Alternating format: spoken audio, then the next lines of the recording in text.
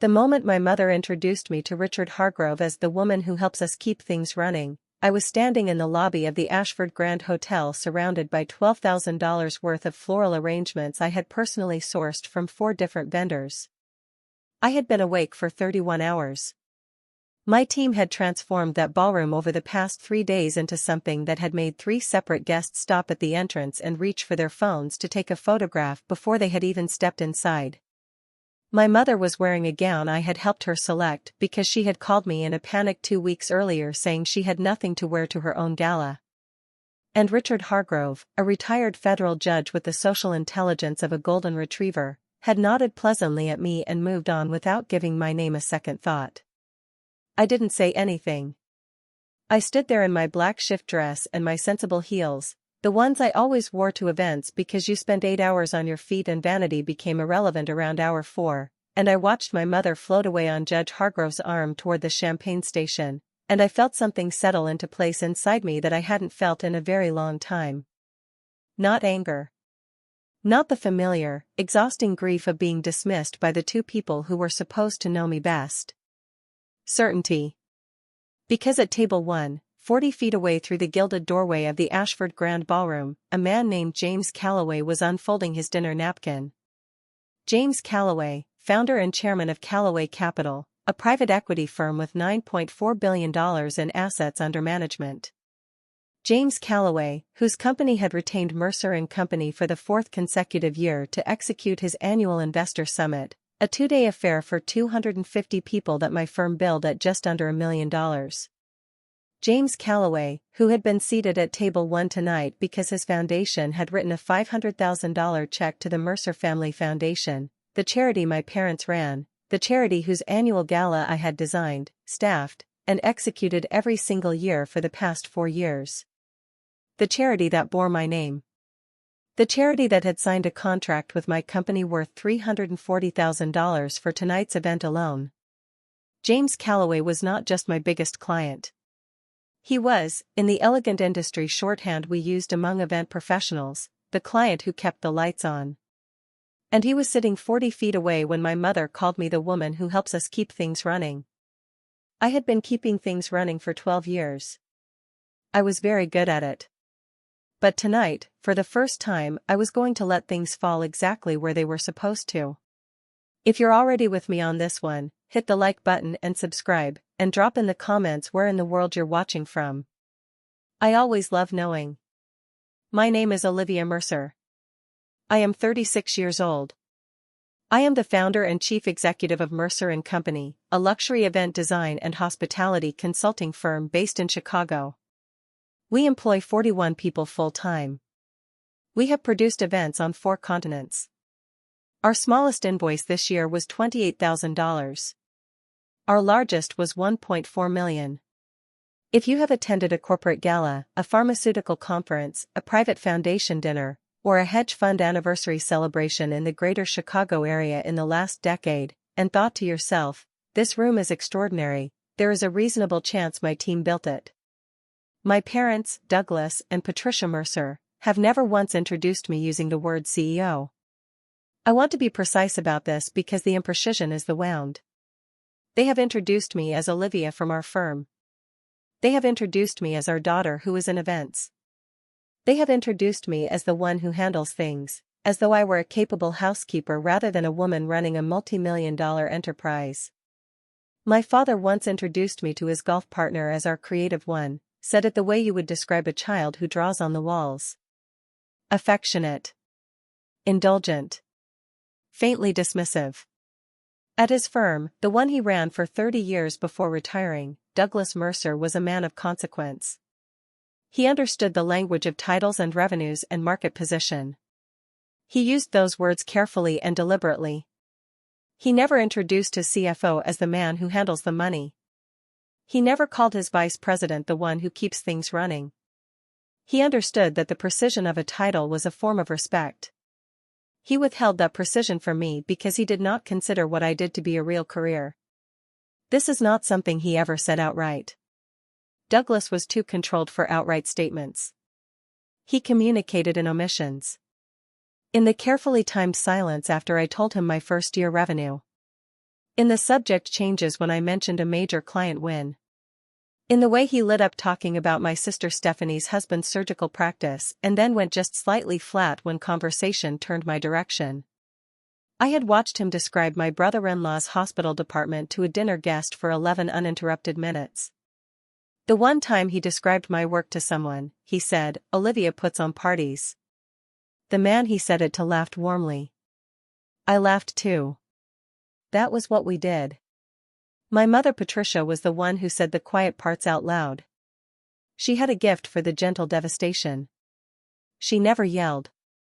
She never insulted. She simply arranged words in a sequence that left you feeling reduced without being able to point to any single sentence as the cause. "You're so good with people," she would say. "You always know how to make things look nice." Said warmly. Said with a smile. Said in the tone of someone complimenting a talented florist. Not a CEO. Never a CEO. I had spent most of my adult life trying to translate my success into a language they could hear. I had made a fatal error in that effort, and it took me 12 years to see it clearly. The error was this: I had agreed to keep their secret. 4 years ago, my mother had called me in February. She was frantic in her careful, controlled way. "The event firm we've used for the gala is shutting down, Olivia. They've just folded. The gala is in 5 months and we have absolutely nothing." She'd paused. "I know what you do is different, but I was wondering if perhaps you might know someone who could step in." I knew someone. I knew my own company. I said yes before I finished hearing the sentence. Not because it was smart business, though it was.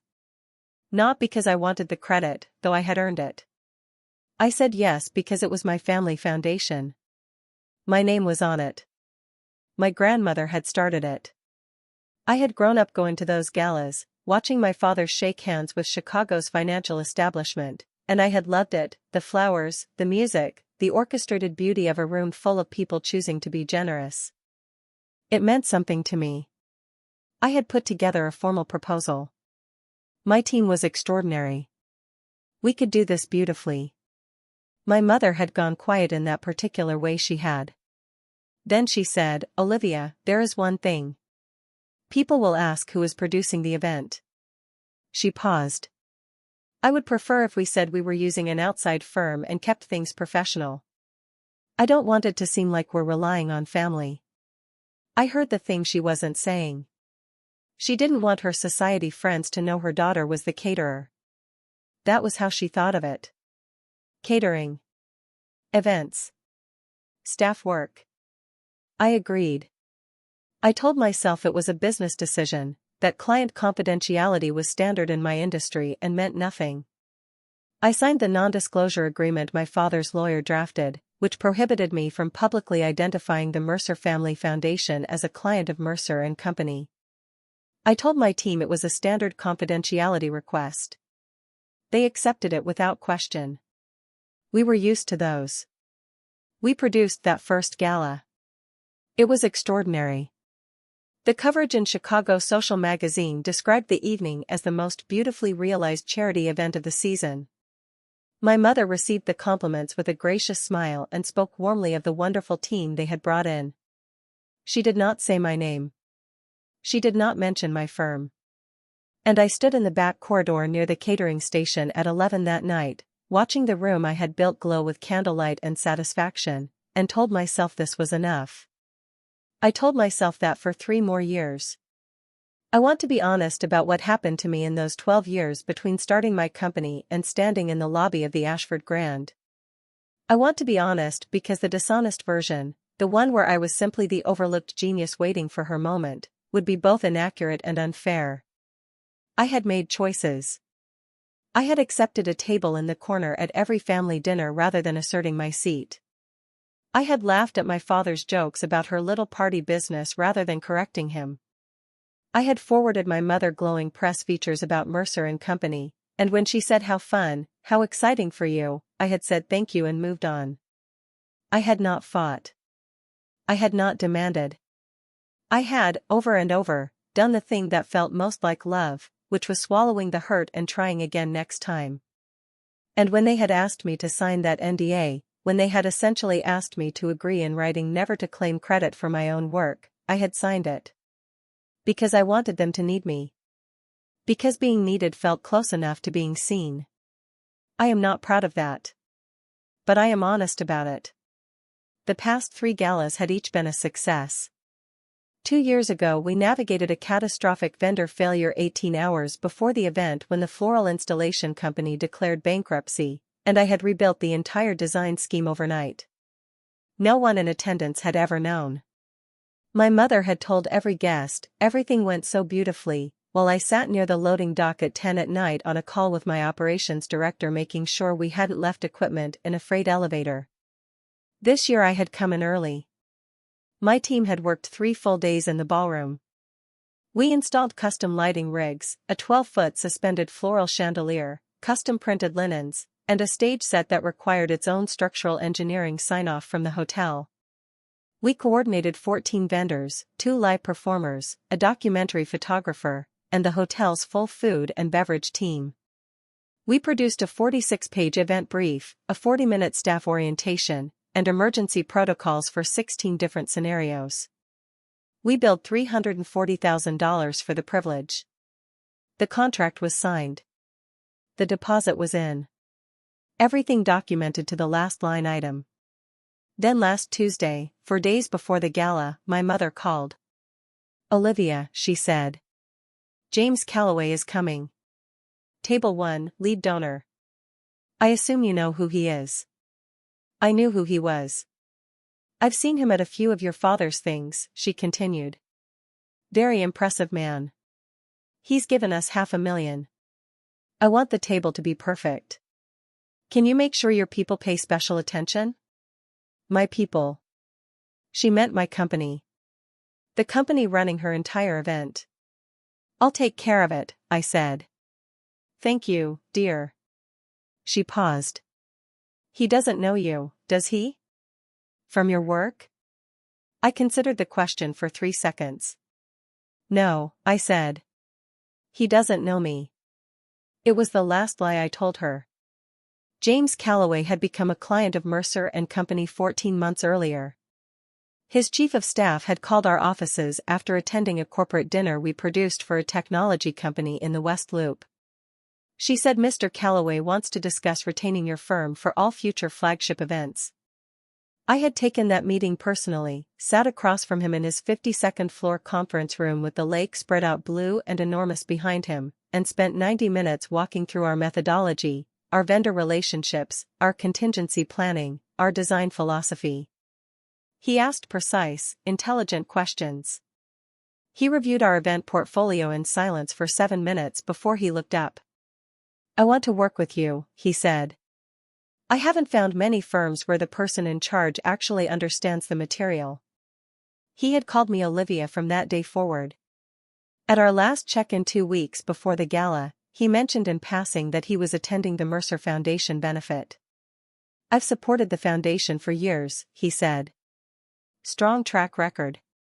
I said, "That's wonderful. I'm glad you'll be there." I had not told him I was producing it. The NDA was part of the reason. But I want to be clear about the other part. I had known for 14 months that my biggest client attended my parents' gala, and I had said nothing because some part of me, the part that still sat at the corner table and signed the documents and said yes when I should have said absolutely not, had been waiting. Waiting for my parents to do it themselves. To look at James Calloway across a table and say, "I think you know our daughter. She runs Mercer and Company. You've worked with her." I gave them 14 months.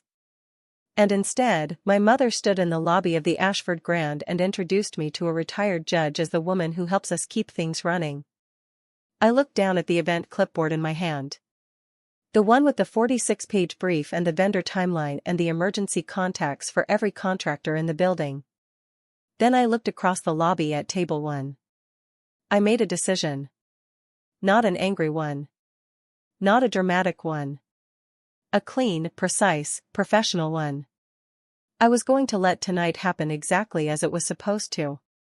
I texted Helen, my COO, who was stationed near the sound booth. Everything on schedule? She replied 30 seconds later. Seamless. You should eat something. I put my phone away. I straightened the strap of my dress. I walked into the ballroom and did a quiet loop of every table, checking the settings, the candle levels, the drape of the linens. I checked that the suspended chandelier above the center of the room was casting the exact quality of warm gold light we had calibrated it to produce. I stopped at the base of the stage and looked out across the room I had built and felt, the way I always did at this moment, the deep, quiet satisfaction of a thing made well. Then I found a position near the back wall where I could see table 1 clearly. And I let the evening begin. The cocktail hour moved the way a good event moves, which is to say it moved without any sensation of movement at all. It simply flowed. Guests arrived, found drinks in their hands, found conversations, found the room beautiful without quite knowing why. That invisible scene was my team's highest craft. The moment when the architecture of an evening became so well executed that it stopped being visible and simply became experience. I watched my mother work the room.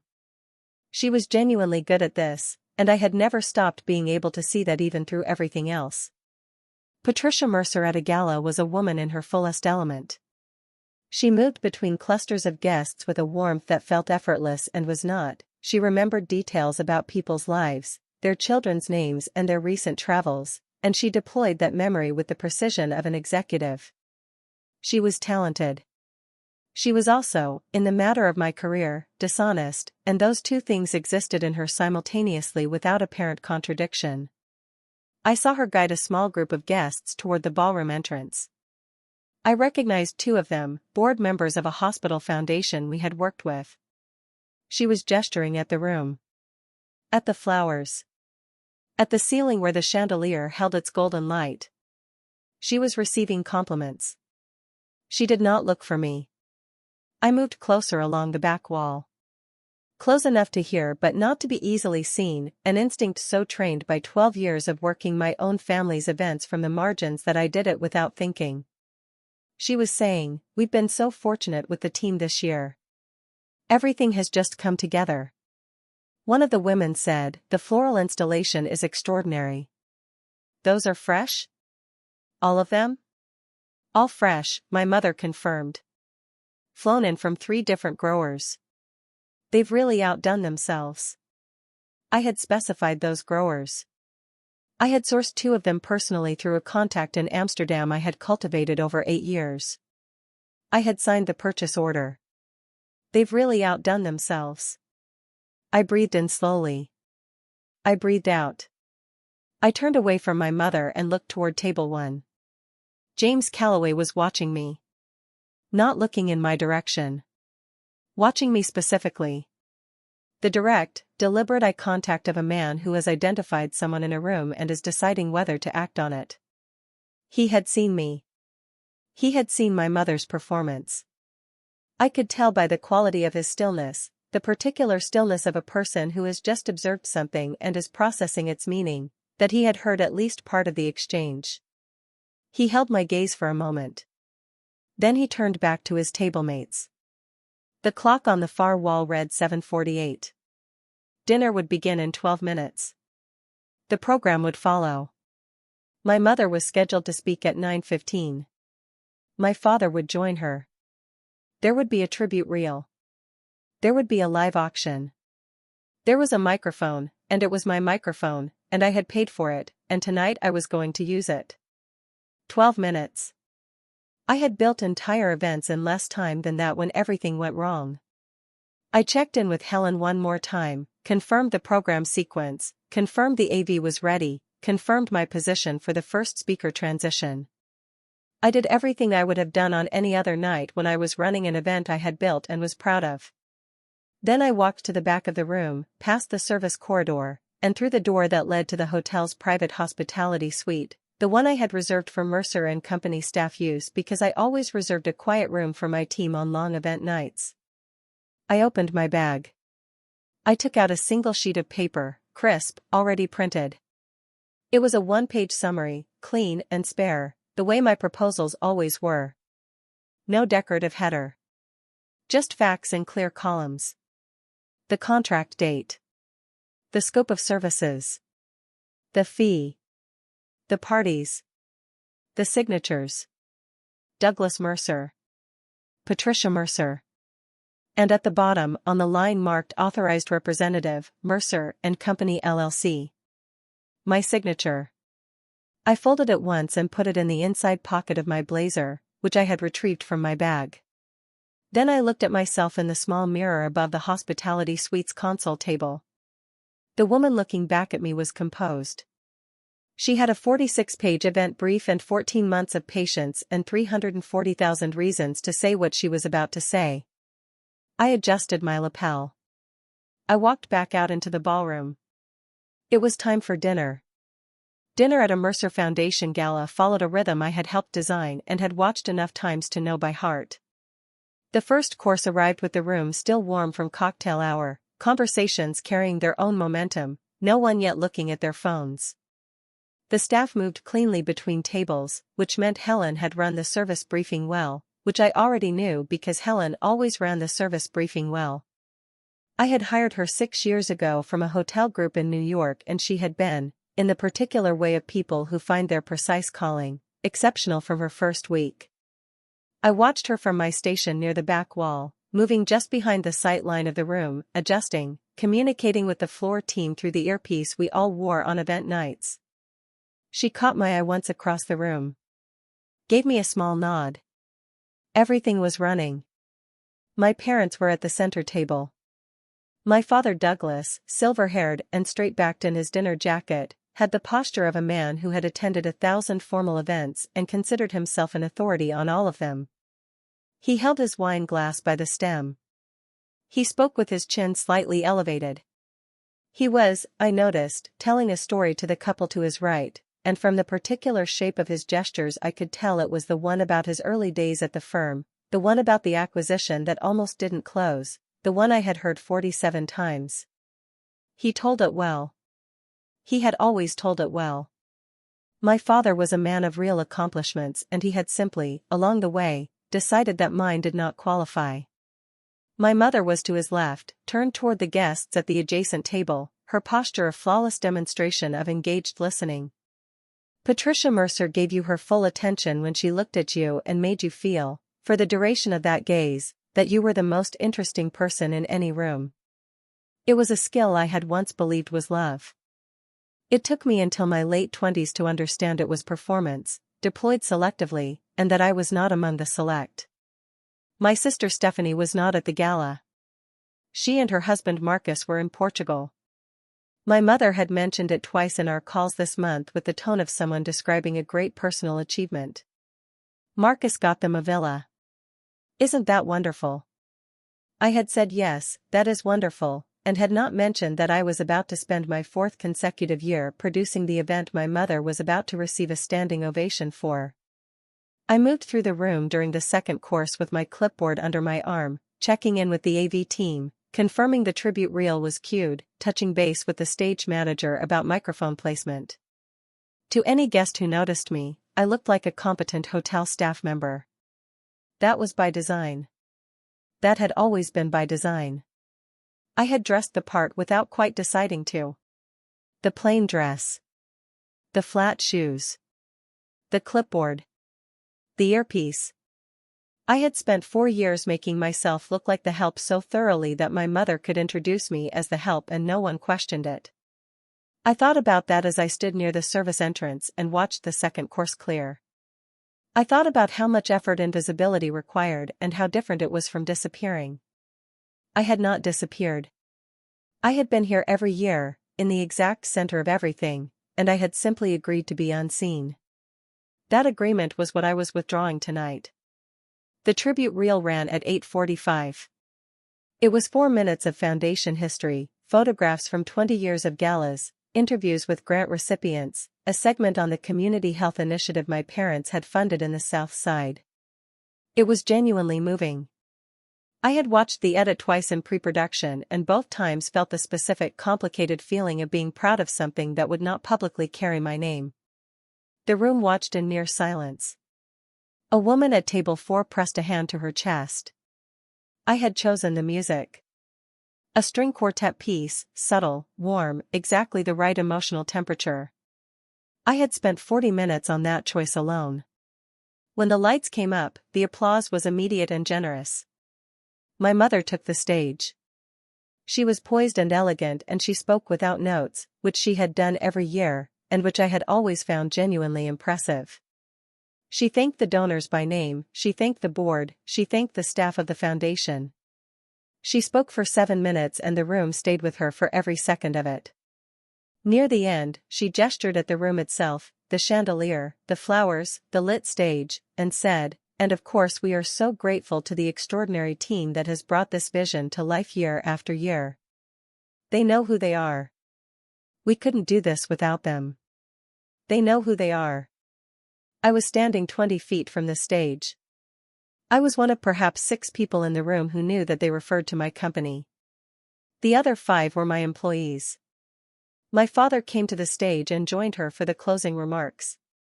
They stood together the way long married people stand, with a physical ease that communicated decades of shared life, and Douglas spoke briefly and well about the foundation's future, about legacy, about what it meant to build something that outlasts you. He said the word legacy 3 times. I counted. He was thinking about the foundation. He was thinking about the grants and the partnerships and the 20-year timeline of charitable giving. He was not thinking about the 41-person company his daughter had built from a desk in her spare bedroom. The live auction began at 9:30 and it ran well because I had briefed the auctioneer personally and because the bid paddles were well placed and the lots were ordered correctly, with the strongest items in the middle of the sequence where energy peaked rather than at the end where attention flagged. This was a detail that mattered and that almost no one without event experience would know to manage.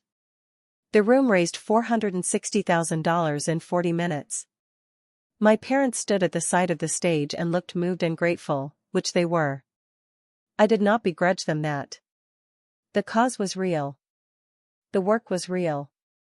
It was just also real that I had made that room work. At 10:15, with the auction closed and the dessert course arriving, the event moved into its final hour.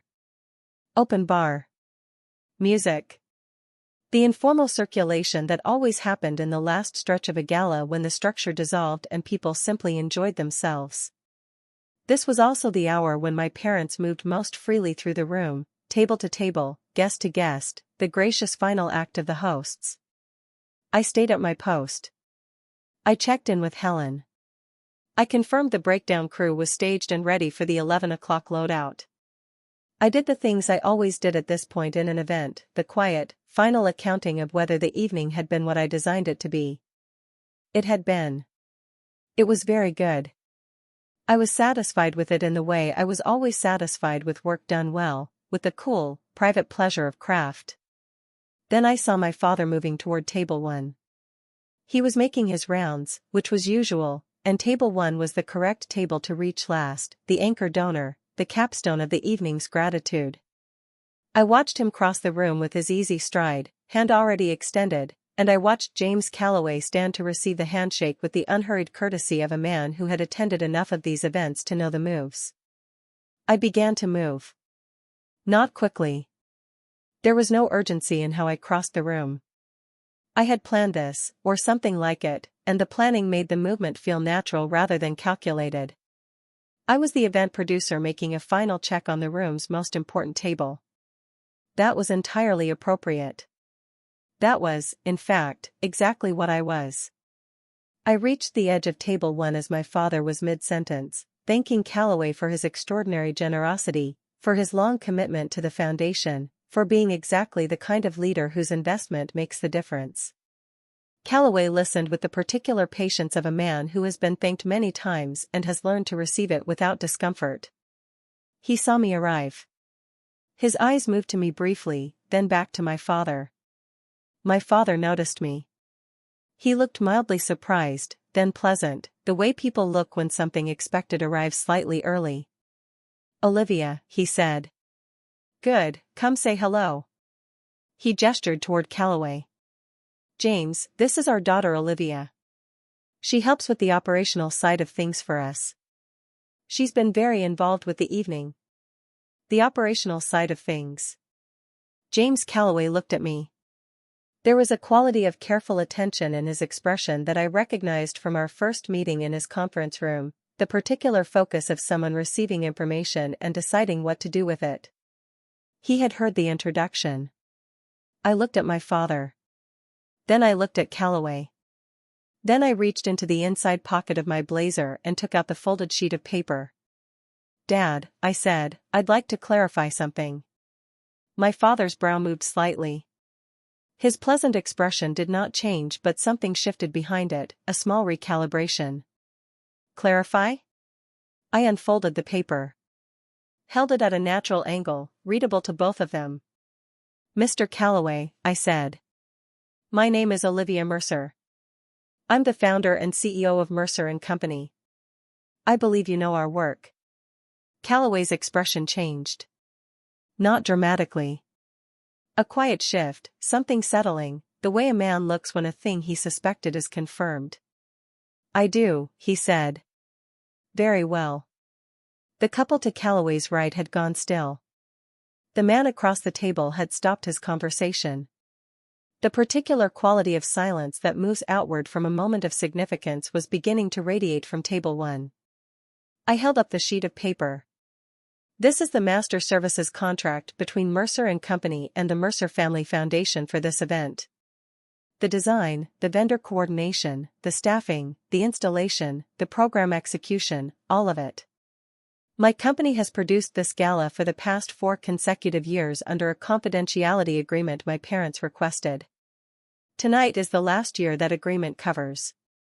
I set the paper down on the table. Gently. Squarely. The way you place a final document when you are done with it. My father had stopped breathing in any way I could detect. Calloway picked up the paper. He read it in full. This took approximately 30 seconds. He was a precise reader. I knew this about him. He set it back down. He looked at my father. Then he looked at me. His face held no performance, none of the social veneer that most people maintain in public moments. He simply said, "You've been producing this event." "Yes," I said. "For 4 years." "Yes." "Under an agreement that prevented you from saying so publicly." "Yes." He nodded once. The single decisive nod of a man who has completed an assessment and reached a conclusion. The woman to his right said, "Wait, you're the CEO of Mercer and Company?" "Because my firm used Mercer and Company for our board retreat last spring. It was extraordinary." I smiled at her. "Thank you. That was the Langham property, I believe. We were pleased with how that one came together." My father said, "Olivia." His voice was very quiet and very controlled, the voice he used when he was managing something he had not expected to need to manage. I looked at him. I had known my father for 36 years. I knew every register of his voice and what it meant. That voice meant he was recalculating. It meant he had just understood that the conversation had moved somewhere he could not redirect it. It was the voice of a man who had just discovered that the floor was not where he thought it was. "Dad," I said. "I haven't said anything that isn't in the contract you signed. I just said it out loud." He opened his mouth. Closed it. A man at the next table, someone I didn't know, had turned his chair. Not all the way. Just slightly, the unconscious physical rotation of a person orienting towards something happening nearby. James Calloway stood up. He was 6'2", and he had the presence that certain people carry as a matter of simple fact, a weight to their standing that the room registered without anyone deciding to. He straightened his jacket. He looked at my father with the clean directness he brought to all his communications, the same directness I had admired across a conference table 14 months ago. "Douglas," he said. "I've spent the past 14 months working with your daughter's company. She and her team have produced 3 major events for Calloway Capital. The Investor Summit alone," he said a number, the exact number, the actual billed amount, and he said it without any hesitation or social softening. That event was attended by 247 institutional investors from 11 countries. Every one of them commented on its quality. We have a renewal contract pending for next year. My father stood very still. Calloway continued. I've also been watching this evening. What your daughter has built here. He gestured at the room without looking away from my father. The design, the execution, the service. I've attended galas for 30 years. This is exceptional work. He paused.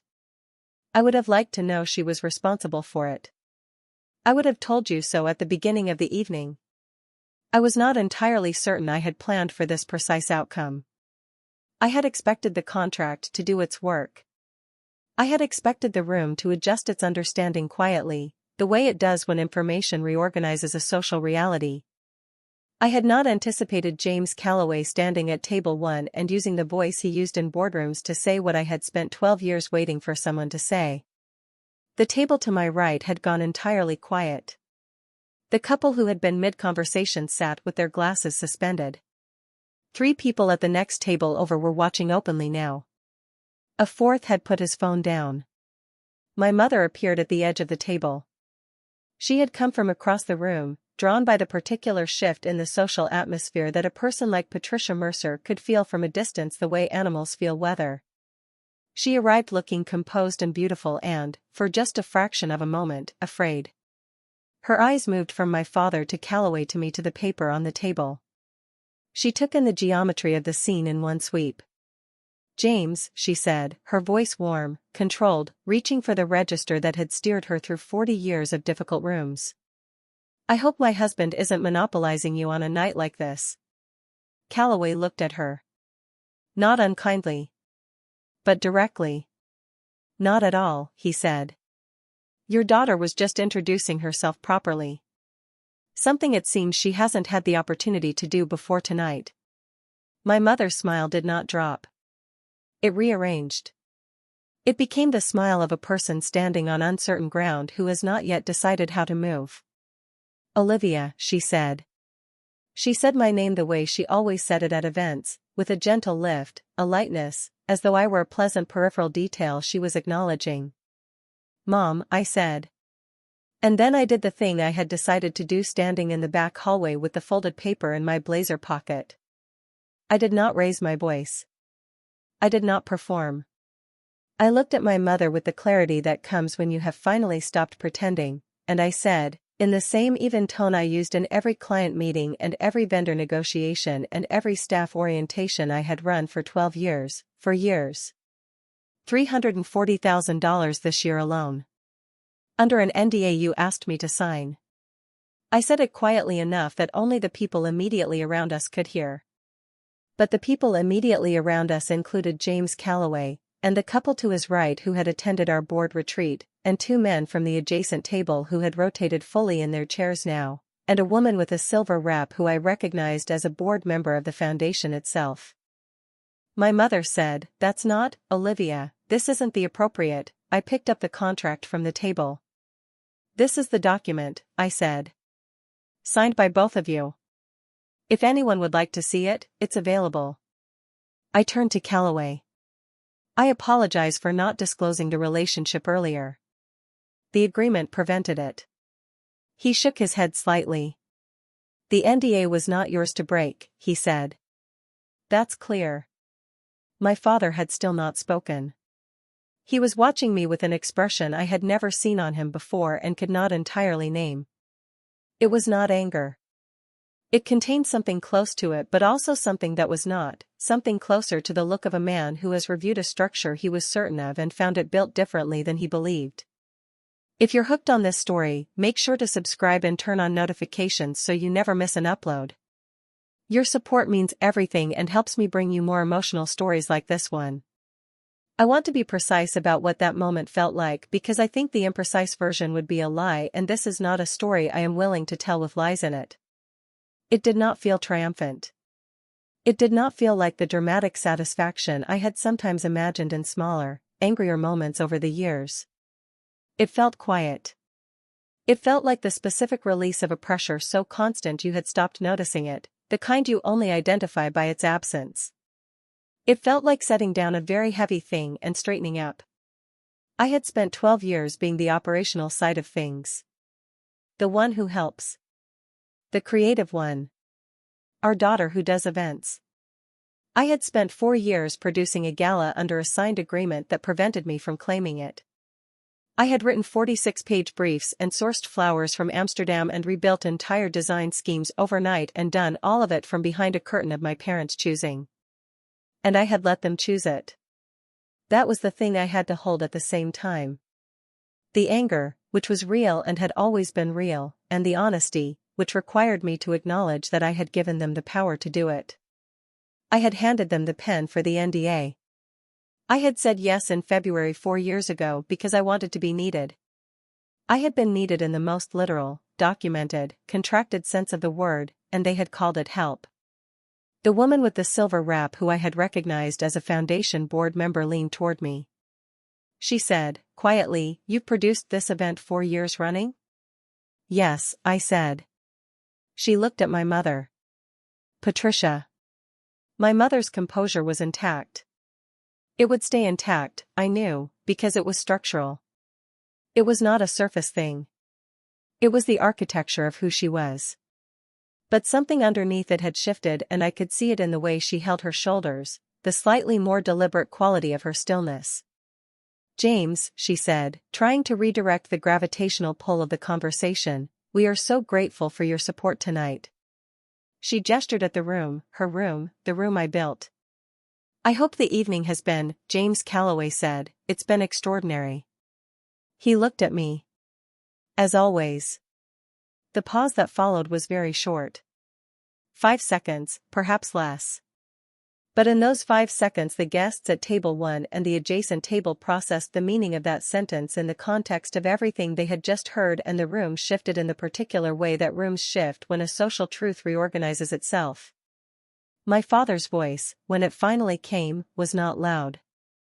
It was very controlled and very careful, the voice of an engineer assessing a structure. "Olivia," he said. "We should speak privately." I looked at him. I looked at the man who had for 36 years introduced me as the one who does parties, as our creative one, as the operational side of things. The man who had signed a contract with my company for $340,000 and attended the gala it produced and shaken the hands of the men and women who praised the beautiful room I made and accepted their compliments with the warmth of a host who had brought something wonderful to life. I looked at him for a moment. Then I said, "The loadout crew arrives at 11. I need to brief them." I folded the contract and put it back in my pocket. I said goodnight to James Calloway. He shook my hand. He held it for a second longer than a standard handshake and said, "I'll have the renewal contract on your desk Monday. I look forward to the next 4 years." I thanked him. I thanked the woman with the silver wrap, who had not taken her eyes off my mother. I nodded to the couple who had attended our board retreat.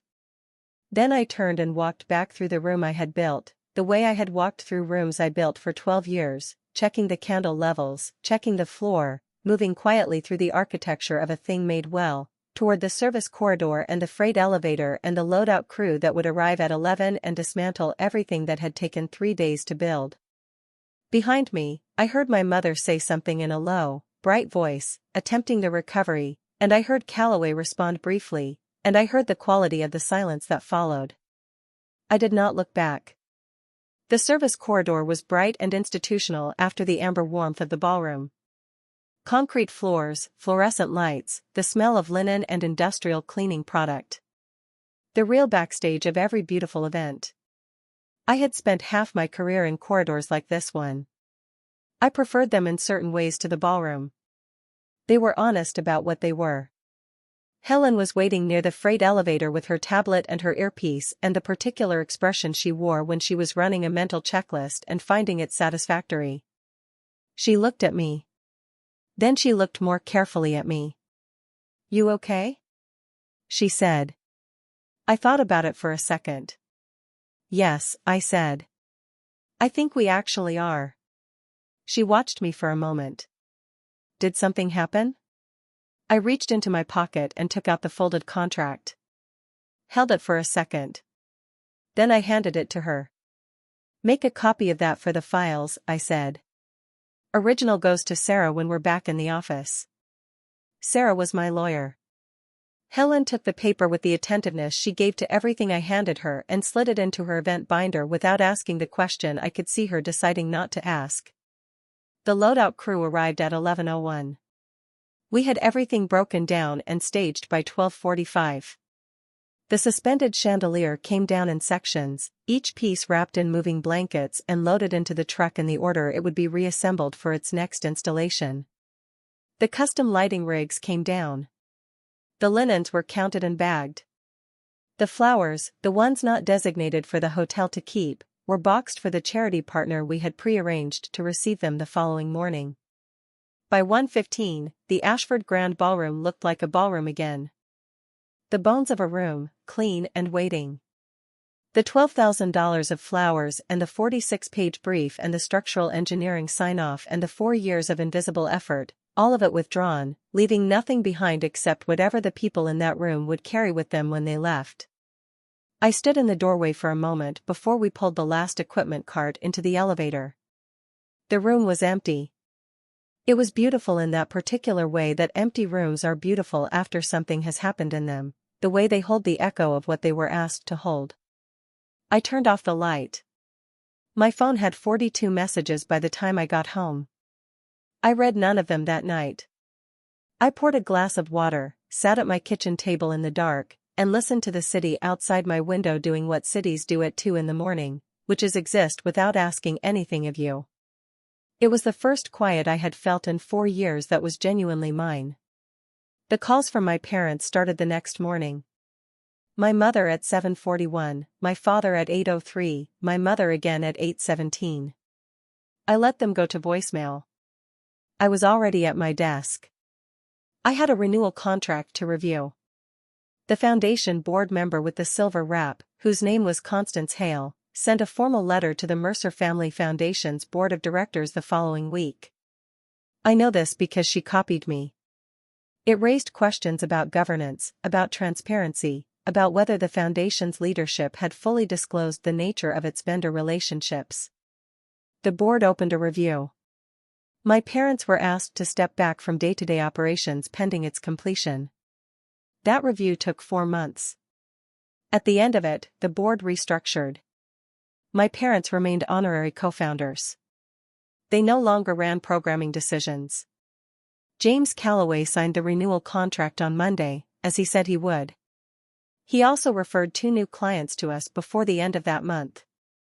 One of them mentioned, in our first meeting, that Mr. Calloway speaks very highly of you. Specifically of your integrity. I thanked her. I meant it. I did not fire my parents as clients. I want to be clear about that, because I think the clean, satisfying version of the story would have me walking away from the contract and letting the foundation scramble.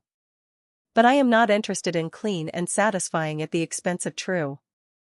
The foundation's work was real and the grant recipients were real and the community health initiative on the South Side helped real people. I was not going to let my parents' failure to see me clearly become those people's problem. So I renewed the contract. At a higher rate. Without an NDA. My mother called me 6 weeks after the gala.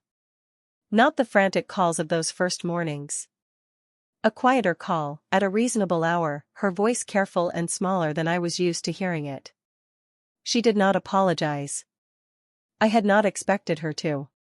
She said, "Olivia, the room was beautiful this year." It was always beautiful. I know, I said. She was quiet for a moment. Then she said, "I know that you know." It was not enough. It was also, from her, something. I told her I would call her next week. I did.